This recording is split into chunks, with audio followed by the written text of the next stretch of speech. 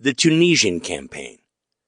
The history of the decisive battles that ended the fighting in North Africa during World War II. Written by Charles River editors. Narrated by Daniel Houle. Introduction. The fighting in North Africa during World War II is commonly overlooked. Aside from the famous battle at Alamein that pitted the British under General Bernard Montgomery against the legendary Desert Fox, Erwin Rommel. But while the Second Battle of Alamein would be the pivotal action in North Africa, the conflict in North Africa began all the way back in the summer of 1940, when Italian dictator Benito Mussolini declared Italy's entrance into the war. From his perspective, the fact that the British and French had their hands full with the Germans created an opportunity for Italy to enlarge its colonial holdings in Africa by seizing portions of the British Empire.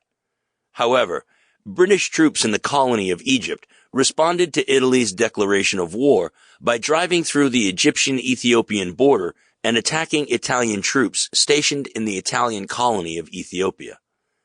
By September 13, 1940, Italian commanders in Ethiopia were finally ready to put Mussolini's plan into action and attack British colonial holdings. But British troops had already attacked a series of Italian frontier posts and had inflicted 3,500 casualties among Italy's North African troops. Although British maneuvering in North Africa began successfully against the Italians, the British forces suffered a series of defeats over the next 2 years, due to several problems the British Army faced as a result of inadequate preparation and weaponry.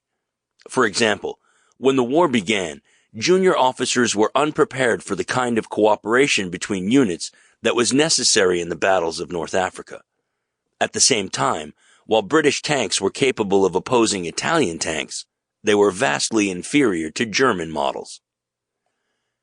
Dealing with the Italians was one thing, but the British faced an entirely different monster in North Africa when Erwin Rommel, a German general who had gained much fame for his role in the invasions of Poland and France, was sent to North Africa in February 1941.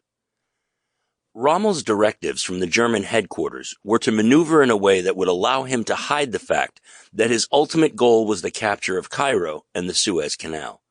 The ultimate plan was that Rommel would not reveal the Germans' true intentions in North Africa until after the Germans had made headway in their invasion of the Soviet Union. Meanwhile, the United States began 1942 determined to avenge.